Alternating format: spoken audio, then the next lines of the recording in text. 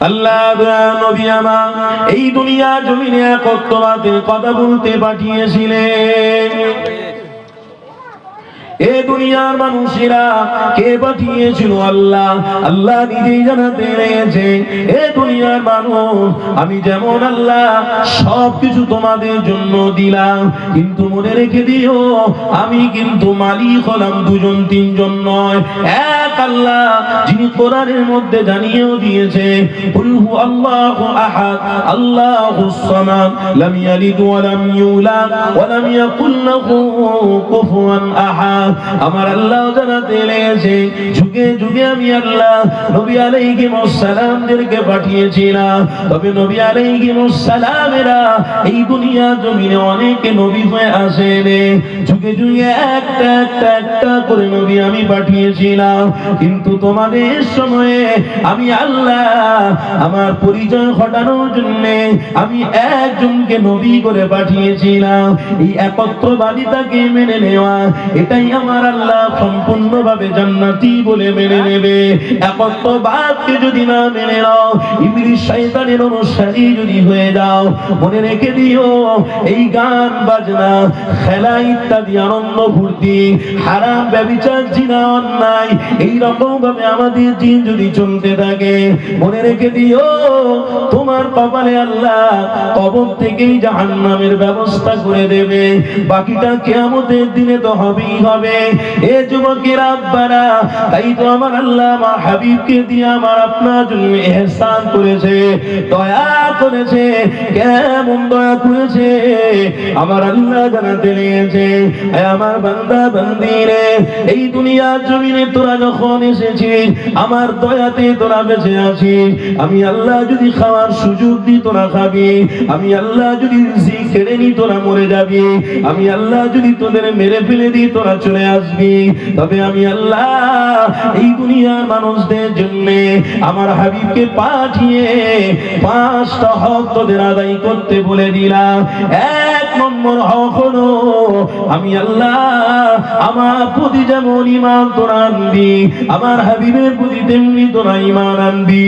যদি আমার প্রতি ঈমান আনিস, বলি সবাই মিলে লা ইলাহা ইল্লাল্লাহ বলে ছেড়ে দিলে হবে না, সাথে সাথে আপনাকেও বলে ফেলতে হবে আশহাদু আল্লা ইলাহা ইল্লাল্লাহ বলে ছেড়ে দিলে হবে না, সাথে সাথে আপনাকেও বলতে হবে মুহাম্মদ রাসূলুল্লাহ।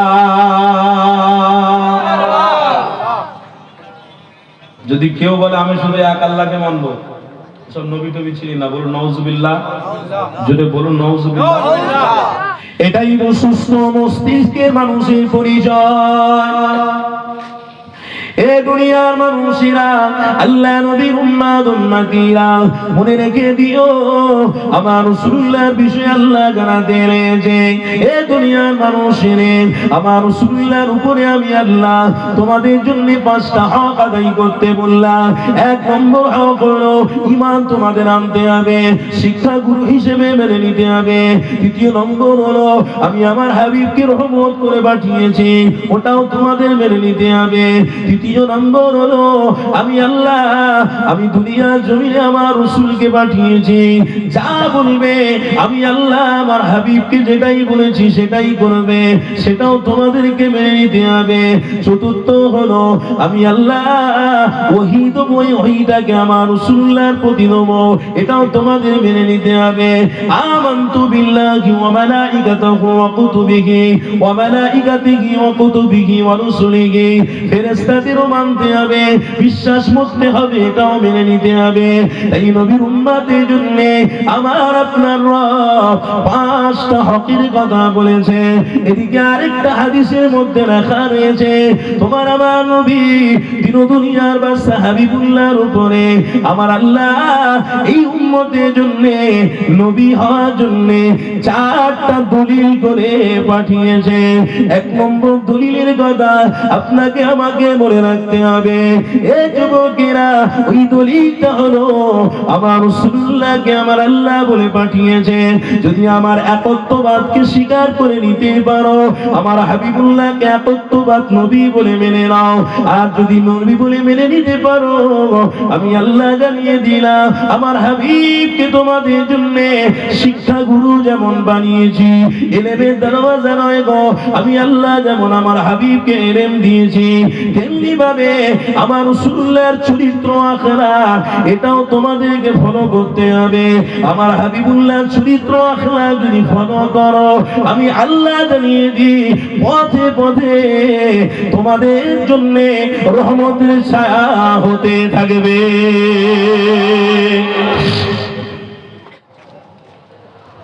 نحمده ونصلي على رسوله الكريم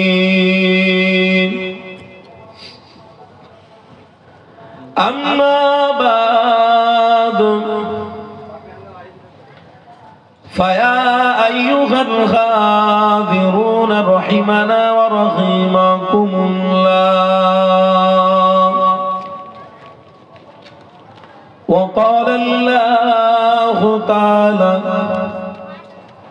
في كلام المجيد والفرقان الحميد: إن الله وملائكته يصلون على النبي يا أيها الذين آمنوا صلوا عليه وسلموا تسليما. اللهم صل على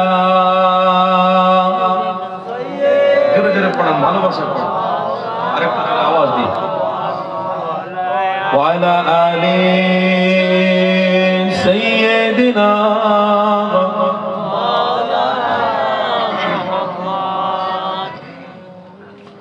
সবাই বলুন না সাল্লাল্লাহু তাআলা আলাইহি ওয়াসাল্লাম। मेरे आका मदीने में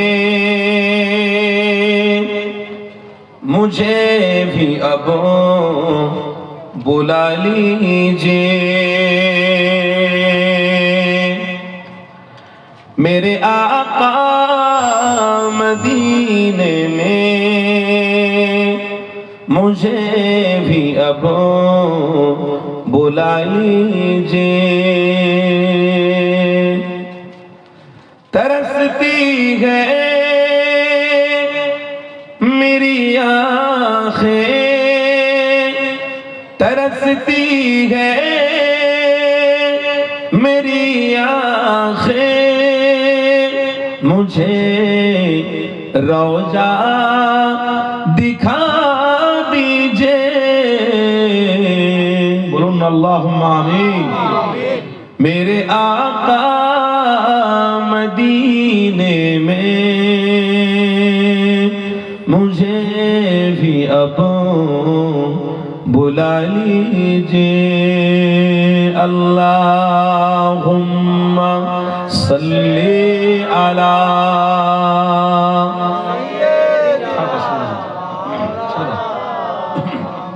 वअला आलिहि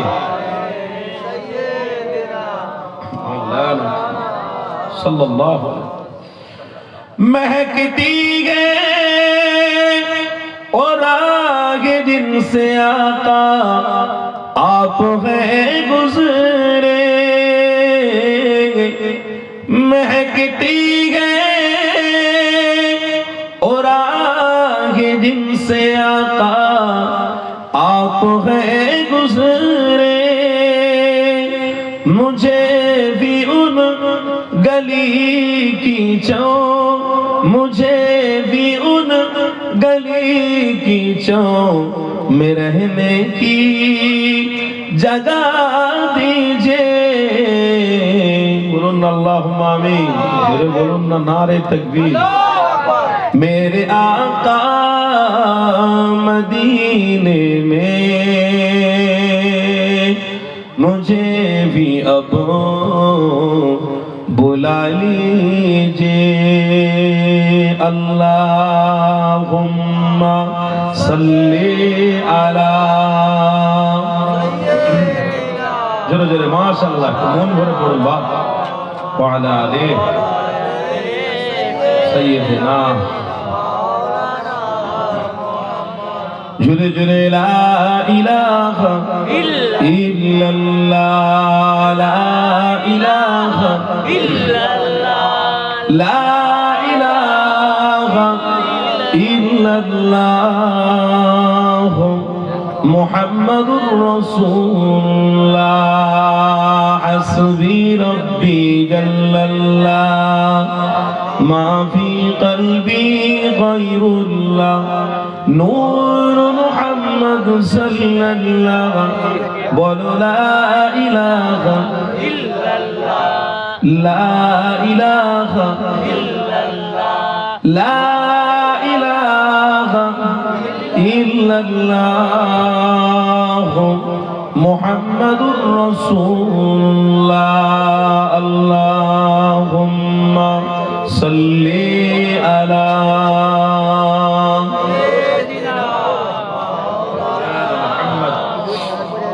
وعلى آله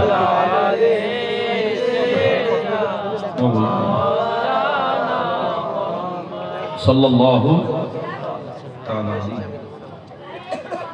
وقال الله تعالى في كلام المجيد والفرقان الحميد هل جزاء الإحسان إلا الإحسان وقال النبي صلى الله عليه وسلم ومن ستر مسلما ستر الله في الدنيا والآخرة صدق الله العظيم আজকের এই সম্মানিত মাহফিল এই মাহফিলের নির্বাচিত যোগ্য সভাপতি সাহেব সহসভাপতি সেক্রেটারি কেশিয়ার সহ অল গ্রামবাসী বৃন্দ জ্ঞানী গুণী বুদ্ধিজীবী শিক্ষিত যেনারা আজকে নিজেদের ঘর বাড়ি সবকিছু ছেড়ে এই জমিনে বসেছেন সবাই মিলে আমরা আল্লাহর কাছে শুকরিয়া আদায় করি বলুন আলহামদুলিল্লাহ কেন এটাই হলো আমাদের আসল কাজ এটা আমাদের করতেই হবে যদি আপনি নিজেকে মুসলমান দাবি করেন তাহলে এটা করতে হবে আর যদি বলেন যে আমি মুসলমান নয় তাহলে এটা আপনার জন্য নয় একদম ডাইরেক্ট কথা এবারে আপনার ব্যাপার আপনি কি করবেন না করবেন তবে আল্লাহ যে হাজার হাজার নয় লক্ষ লক্ষ বান্দাদের থেকে আপনাকে আমাকে এত সুন্দর জায়গা যে নসিব এবং কপালে জুটিয়েছেন এটা আমার জন্য অনেক আপনার জন্য অনেক বড় সৌভাগ্য এই ভাগ্যটা আল্লাহ প্রত্যেককে দেয়নি কেন আল্লাহ নিজে কোরআনে বলেছে ইন্নাকা লা তাহদি মান আহবাবতা ওয়ালাকিন্নাল্লাহ ইয়াহদি মান ইয়াশা আমি আল্লাহ হেদায়েতের মালিক তবে পৃথিবীতে আমার নুন সবাই খাবে আমার গুণটাও সবাইকে গাইতে হবে আর গুণ গাইতে গেলে অবশ্যই তারা যেন আমার রাসূলের অনুসারী হয় তাহলে আমি আল্লাহ তাদেরকে অবশ্যই এই দুনিয়া কবর কিয়ামত ওয়া সালাসাতুন তিনটে জায়গা আমি তাদেরকে কামিয়াবি দেব তবে এখানে উম্মত হিসেবে আমার নবীর প্রেমিকদেরকে পাঁচটা উচ্চারণের সাথে আপনাদের মিল থাকতে হবে উম্মত হয়ে নবীর প্রতি পাঁচটা হক আছে যেমন একটা ছেলে মা বাপ বুড়ো হয়ে গেলে বয়স হয়ে গেলে ওই ছেলের মা বাপের প্রতি একটা হক থাকে কি ওই ছেলেটাকে মা বাপকে ভরণ পোষণ করতেই হবে কেন আমরা সবাই জানি রব্বির হামহুমা কামা রাব্বায়ানি সাগীরা। আল্লাহ, আমার আব্বা আমার আম্মা যেমন আমাকে আপনার রহমতের করে লালন পালন করেছেন, তেমনি আপনার ডাকে সাড়া দিয়ে চলে গেছেন। আল্লাহ, আপনার রহমতের কোলে আমার আব্বা এবং মাকে আপনি হেফাজত করুন। এটা হক ছেলের মা বাপের প্রতি। কিন্তু আমার আপনার পরিচয় আল্লাহ দিয়েছেন। কি পরিচয়? কি পরিচয়? মুসলমান। কি গো আব্বারা বুঝতে পারছেন না পারেন না? আমার আপনার পরিচয় হলো মুসলমান। আল্লাহ কোরআনে আগে থেকেই বলেছেন, ইয়া আইয়ুহাল্লাযীনা আমানু তাকুল্লাহা হাক্কা তুকাতি ওয়া লা তামুতুন্না ইল্লা ওয়া আনতুম মুসলিমুন। আমার বান্দা আমার বান্দি যারা, আমার রাসূলের উম্মত যারা, তাদেরকে আমি একটা পরিচয় দিয়েছি।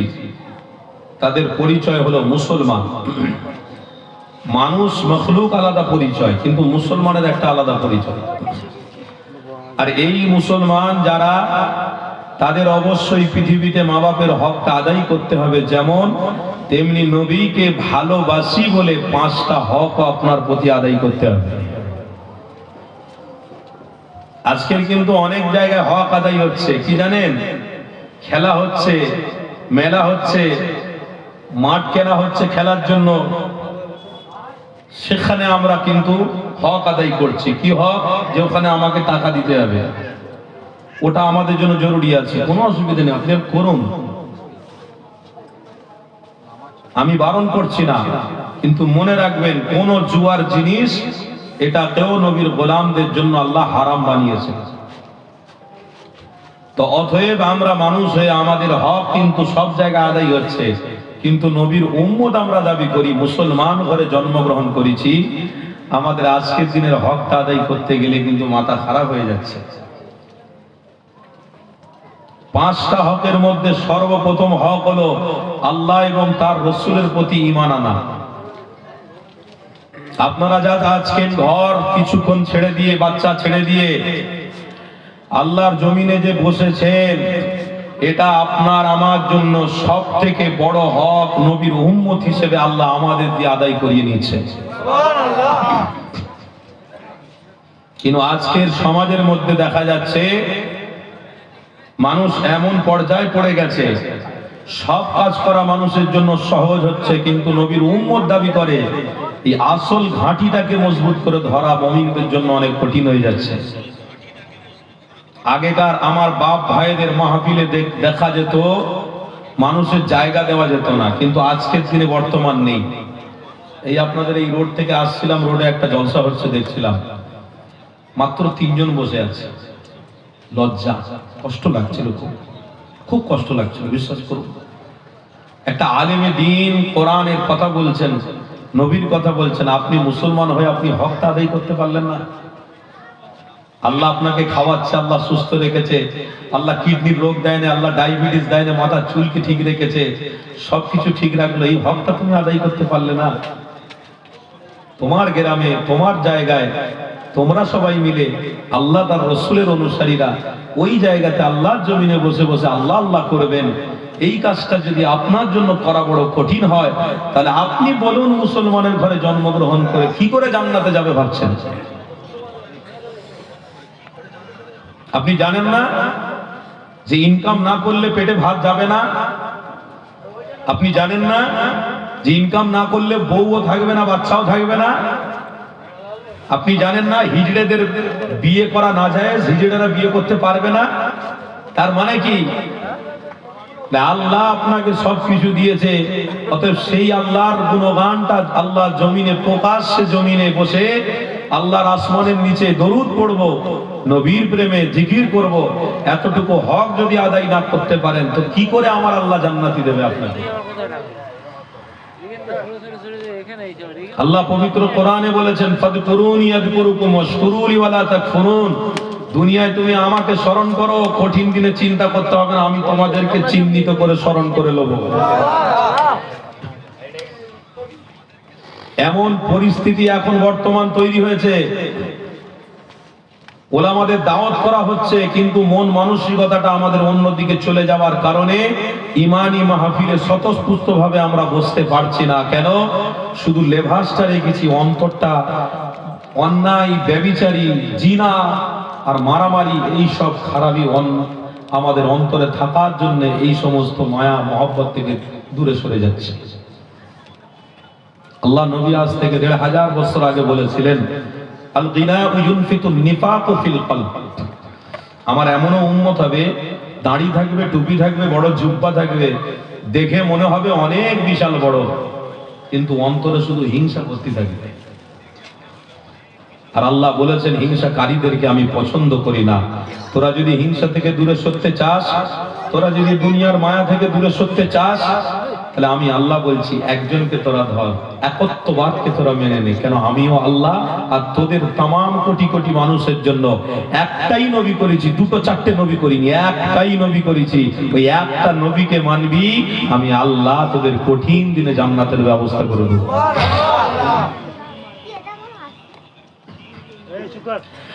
আল্লাহ নবী আমার এই দুনিয়া জমিনে একত্ববাদের কথা বলতে পাঠিয়েছিলেন।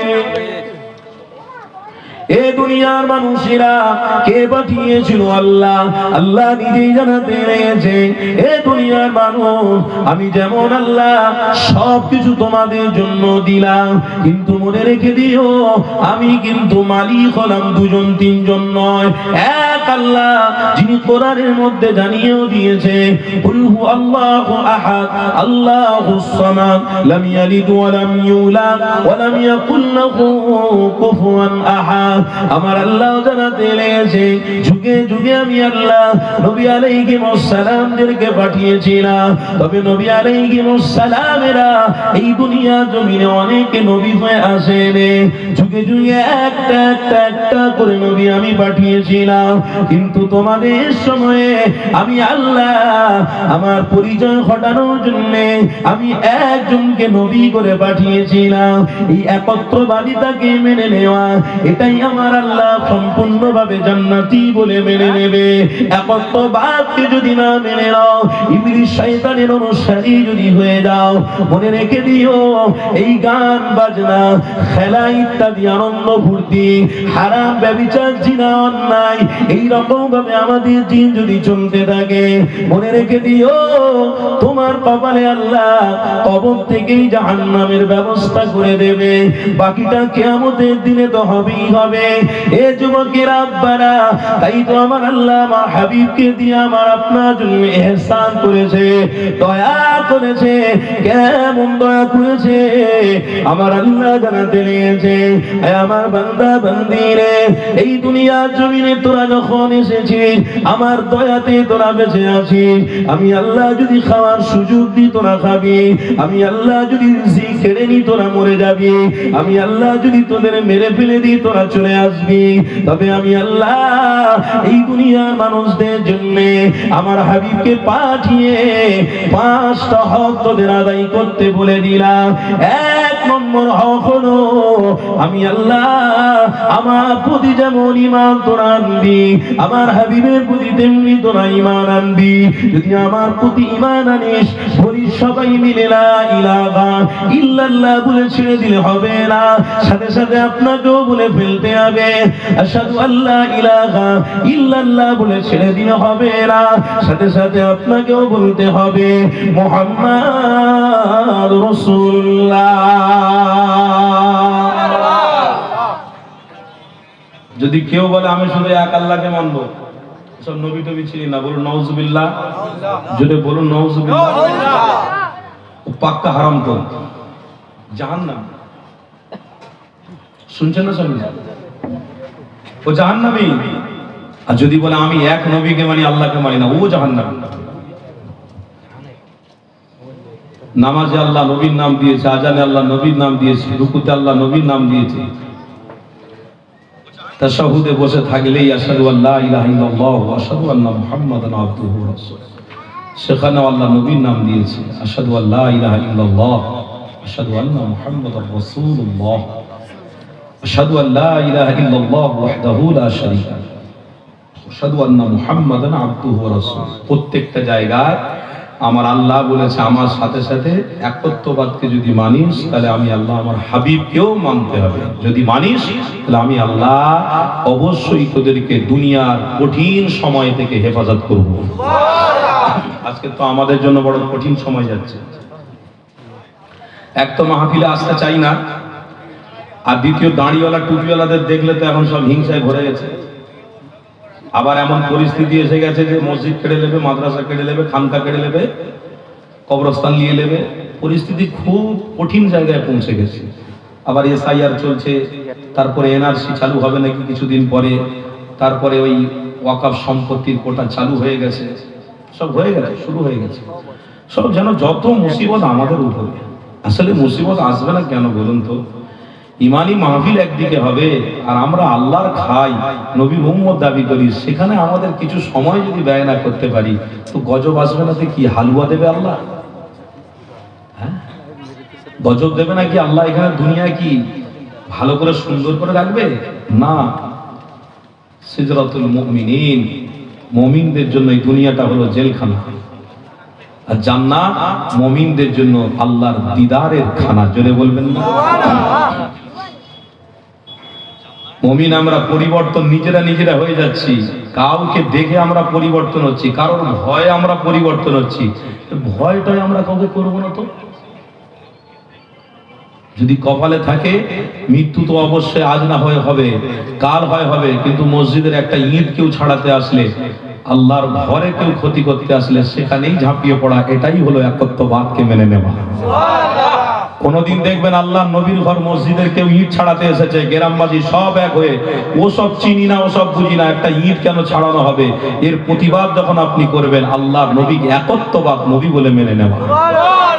যখন আপনি কবরস্থানে মাইয়াত গুলোকে তুলে তুলে প্রকাশ্যভাবে মানুষ জাতিকে দেখানো হবে যে ইনকামের রাস্তা সব তো বন্ধ হয়ে গেছে, এই জমি জায়গাগুলো আমরা দখল করে নিচ্ছি, এখানে একটা কারণ আছে। বিষয়টা আপনাদের বললে ক্লিয়ার হবে। কেন কারণটা কি? আগেকার মানুষদের কাছে দলিল কাগজপত্রের গুরুত্ব হতো না, মুখের কথাটাই অনেক গুরুত্ব ছিল। আগেকার বড় ভাই, 5টা ভাই, এক বড় ভাই বলল মেজো ভাইকে, ভাই ওই পুকুর পাড়ে তুই চলে যাবি, চিন্তা করতে হবে না, আমি তোর জায়গাতে জীবনে যাব না, তোর জায়গাতে জীবনে ছুব না, তোর জায়গায় আমার অধিকারও রাখবো, যা তোকে ওটা দিয়ে দিলাম। আমি বড় ভাই। আব্বা বলছে 5টা ছেলেকে ডেকে, বড় ওখানে থাকবে, মেজো এখানে থাকবে, সেজো এখানে থাকবে, নসেজো এখানে থাকবে, ছোট আমার পাশে থাকবে। ওই বাপের কথাটাই সন্তানরা মেনে নিত। আগেকার মানুষের মুখের কথাটার মধ্যে দলিলের থেকেও অনেক গুরুত্ব ছিল, কিন্তু আজকের সেই সুযোগটা অন্য কেউ কাজে লাগাচ্ছে। বলছে এরা আগেকার কাগজ মাগজ নিয়ে অতটা ভেরিফাই করেনি, তাই অনেক জায়গা জমি আছে, আমরা আবার ওই জায়গা জমিটাকে নিয়ে যদি আমাদের আয়ত্তে আনতে পারি, কোটি কোটি টাকা ইনকাম করে আত্মসাৎ করে খেতে পারবো। আগেকার অনেক মুরব্বীরা মুখে বলেছেন ওয়াকফে লিল্লাহ করে দিয়েছেন, তার কাগজ নেই, কোথায় পাবেন? তো এখন তো কাগজ নেই মানে তো মসজিদ ভাঙবে, কি হবে? ওই জন্য আমার আল্লাহ বলছে আরাআইতাল্লাযী ইউকাযযিবু বিদ্দীন ফাযালিকাল্লাযী ইয়াদউল ইয়াতীম ওয়া লা ইয়াহুদ্দু আলা তুআমিল মিসকিন। হে আমার বান্দা শুনে রাখো, আমার হাবিবকে আল্লাহ কোরআনের আয়াতে সূরাটা নাজিল করে বলছেন, হাবিব আমার বান্দার বান্দীদেরকে যেন মনে রাখতে বলো, তারা যেন ঘেবড়ে না যায়, তারা পথভ্রষ্ট হয়ে না যায়। কেন আমি আল্লাহ আপনাকে কুরাইশ বংশেতে পাঠাবো বলেছিলাম, আর কুরাইশ বংশেতে আমার রাসূলকেই আল্লাহ পাঠিয়েছেন, তাই তো নাকি? কুরাইশ বংশে আমার রাসূল আসবে বলে, কুরাইশরা গরীব ছিল, বেসাহারা ছিল, আল্লাহ তাদেরকে শাম দেশ, ওমান দেশে ব্যবসা করিয়ে আল্লাহ অনেক বড় জায়গায় দান করেছেন। যেটা বলবেন আল্লাহ নবী ওই কুরাইশ বংশের মানুষদেরকে স্মরণ করার জন্য বলছেন যে কুরাইশ বংশের প্রত্যেকটা মানুষকে মনে রাখতে বলো, আমার বান্দাদেরকে মনে রাখতে বলো। এই কুরাইশ বংশের সম্মান আমি এমনি বাঁচাইনি, আমি ওই বংশে আমার হাবিবকে পাঠাবো বলে কুরাইশের ইজ্জতকে আমি বাঁচিয়ে দিয়েছি। আর কুরাইশ বংশের তত্ত্বাবধানে মসজিদ আপনার কাবা বাইতুল্লাহ ছিল, তখন কাবা হয়নি, কি ছিল? হারামাইন শরীফ, কাবা শরীফ, যেটা হাজরে ওয়াসওয়াতে হাজী সাহেবরা গিয়ে চুমো খান। কি গো শুনছেন না শোনেন না? এই কাবা শরীফের দায়িত্ব কে ছিল? হযরত আব্দুল মুত্তালিব আমার রাসূলের দাদা, এর মধ্যে হিংসা এসে গেল। কিছু কিছু মানুষ, রে ওরা সব দাদাগিরি করবে আর আমরা কিছু করতে পারবো না, চল তো দলবল নিয়ে এসেছে। এটাও আল্লাহ কোরআনে বলেছেন কি, সূরা ফিল, আলাম তারা কাইফা ফাআলা রাব্বুকা বিআসহাবিল ফিল আলাম ইয়াজআল কাইদাহুম ফি তাদলিল ওয়া আরসালা আলাইহিম তায়রান আবাবিল তারমীহিম বিহিজারাতিন মিন সিজিল ফাজআলাহুম কাআসফিন মাকুল। আল্লাহ এটাও বলেছে, হাবিব আপনি আপনার উম্মতিদেরকে বলে দেবেন, এই কুরাইশ বংশের হাতে তত্ত্বাবধান ছিল বলে, চাবি ছিল বলে হিংসা করে কেউ আক্রমণ করতে এসেছিল, আমি আল্লাহ এই কাবাকে আমার হাবিবের জন্য কাবা শুধু নয় তামাম উম্মতের জন্য কাবা বানাবো বলে আমি আল্লাহ কাবা ঘরটা করে হেফাজত করেছিলাম। সেই নবীর উম্মত আমরা যদি 1 নম্বর হকটা আদায় করি, আল্লাহ চাইলে মসজিদ, মাদ্রাসা, খানকা আল্লাহ আমাদের দ্বারা হেফাজত করবে। কথা ঠিক না ভুল বলছি? আল্লাহ চাইলে হেফাজত করবে, তাহলে আমরা যদি না চাই হেফাজত হবে কি করে? এখন আল্লাহকে রাজি করার জন্যই তো আজকের এই গ্রামে মাহফিল দিয়েছেন, তাই তো নাকি? না যে কাজে সব সময় ব্যস্ত আছি ওই কাজটাই নিয়ে পড়ে থাকবো? তো পড়ে থাকো, তুমি মরে যাবে, তোমার ছেলেও তোমাকে ভুলে যাবে। যেমন কর্ম তেমন ফল। তুমি ভাবছো এই কাজটা আজকের দিনে আমার জন্য নয়, না বন্ধু, আজকের আপনার জন্য এই কাজটা। কেন? আপনি নবীর উম্মত, আপনার হক আদায় করতে হবে। নবীকে যারা মানে, নবীর উম্মত হিসেবে নবীর প্রতি 5টা হক আছে, তার ভিতরে একটা আল্লাহ তার রাসূলের প্রতি ঈমান আনতে হবে। এই ঈমানদার যদি আপনি হন, ঈমানি মাহফিলে স্বতঃস্ফূর্ত ভালোবাসা আপনার থাকবে, ইনশাআল্লাহ মসজিদ, মাদ্রাসা, খানকা নিয়ে চিন্তা করতে হবে না। যখন ঈমানদার আপনি থাকবেন, এক দোয়াতে আল্লাহ পাক হেফাজত করে নেবে। নাহলে হাজার হাজার দোয়া হবে, কাজ হবে না। কেন বলুন তো? নিজেরাই নিজেদের মনকে ঠিক রাখতে পারিনি। একবার মনে মনে করছি হুজুর মাহফিল করতে এসেছে, কি দরকার আছে সেই বিরিয়ানি খাওয়ার সময় যাব। আর একবার কেউ মনে করছে না আমার হক আদায় করতে হবে। না, সত্যি আল্লাহ আমাকে সুস্থ রেখেছে, আল্লাহ আমাকে ভালো রেখেছে, এত শিক্ষিত বানিয়েছে, ডাক্তার, প্রফেসর, মাস্টার হয়েছি, চাকরি করে খাচ্ছি, এত সুখে আছি, তা আল্লাহ জমিনে বসে বসে একটু আল্লাহর নাম নেবো না? না, এটা আমার কেমন হচ্ছে না, দরকার নেই বাবা। ও ঘর বাড়ি সেই আজ না হয় কাল তো ছাড়তে হবে, তার আগে একটু বসে বসে আল্লাহ আল্লাহ, নবী করি। আল্লাহ চাইলে কবরের মধ্যে আমার আপনার জন্য জান্নাতের বিছানার ব্যবস্থা করে দেবে। এটাই সুস্থ মস্তিষ্কের মানুষের পরিচয়। এ দুনিয়ার মানুষেরা, আল্লাহ নবীর উম্মতিরা, মনে রেখে দিও আমার রাসূলুল্লাহর বিষয়ে আল্লাহ জানাতে রয়েছে। এ দুনিয়ার মানুষেরা, আমার রাসূলুল্লাহর উপরে আমি আল্লাহ তোমাদের জন্য 5টা হক আদায় করতে বললাম। 1 নম্বর হক হলো ঈমান তোমাদের আনতে হবে, শিক্ষা গুরু হিসেবে মেনে নিতে হবে। দ্বিতীয় নম্বর হলো আমি আমার হাবিবকে রহমত করে পাঠিয়েছি, ওটাও তোমাদের মেনে নিতে হবে। তৃতীয় নম্বর হলো আমি আল্লাহ, আমি দুনিয়ার জমিনে আমার রাসূলকে পাঠিয়েছি, যা বলবে আমি আল্লাহ আমার হাবিবকে যেটাই বলেছি সেটাই করবে, সেটাও তোমাদেরকে মেনে নিতে হবে। চতুর্থ হলো আমি আল্লাহ ওহী দেব, ওই ওহীটাকে আমার রাসূলুল্লাহর প্রতি দেব, এটাও তোমাদের মেনে নিতে হবে। আমানতু বিল্লাহি ওয়া মালাইকাতিহি ওয়া কুতুবিহি ওয়া মালাইকাতিহি ওয়া কুতুবিহি ওয়া রুসুলিহি, ফেরেশতাদের মানতে হবে, বিশ্বাস করতে হবে, এটাও মেনে নিতে হবে। তাই নবীর উম্মতের জন্য আমার আপনার রব 5টা হকের কথা বলেছে। এদিকে আরেকটা হাদিসের মধ্যে লেখা রয়েছে, তোমার আমার নবী দিন দুনিয়ার বাদশা হাবিবুল্লাহর উপরে আমার আল্লাহ এই উম্মতের জন্য, নবী হওয়ার জন্য 4টা দলিল করে পাঠিয়েছে। 1 নম্বর দলিলের কথা আপনাকে আমাকে মনে রাখতে হবে। এ যুবকেরা, ওই দলিলটা হলো আমার রাসূলুল্লাহকে আমার আল্লাহ বলে পাঠিয়েছে। যদি আমার একত্ববাদকে স্বীকার করে নিতে পারো, আমার হাবিবুল্লাহকে একত্ববাদ নবী বলে মেনে নাও, আর যদি নবী বলে মেনে নিতে পারো, আমি আল্লাহ জানিয়ে দিলাম আমার হাবিবকে তোমাদের জন্য শিক্ষা গুরু যেমন বানিয়েছি, ইলমের দরওয়াজা নয় গো, আমি আল্লাহ যেমন আমার হাবিবকে ইলম দিয়েছি, তেমনি তেমনি ভাবে আমার রাসূলের চরিত্র আখলাক এটাও তোমাদেরকে ফলো করতে হবে।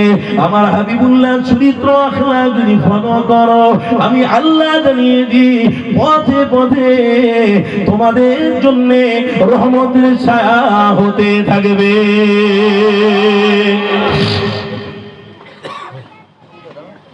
কটা মানুষের চরিত্র ভালো আছে বলুন তো আপনি? মুখে দাঁড়িয়ে আছে, রাস্তায় প্রকাশ্য গালাগালি করছে, গায়ের মুসলমান রাস্তা দিয়ে যাচ্ছে, হ্যাঁ দেখ চাচার গাল দেখ রে, ওরা তো হি করে হাসছে আর মজা দিচ্ছে। ইবলিশ শয়তান পর্যন্ত হাসছে দেখে। মাথায় টুপি আছে, চাচার মাথা গরম হয়ে গেছে, হুড়ে গালাগালি হচ্ছে।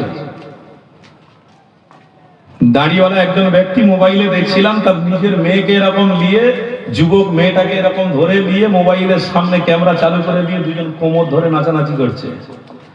ইবলিশ শয়তান হাসবে না? গায়ের মুসলমান তো দেখছে, তারা বলছে এই দেখ, ওরা নাকি বলে আবার ইসলামের অনুসারী, আমরা তো ওদের থেকে অনেক ভালো আছি। মুসলমান এত বড় করে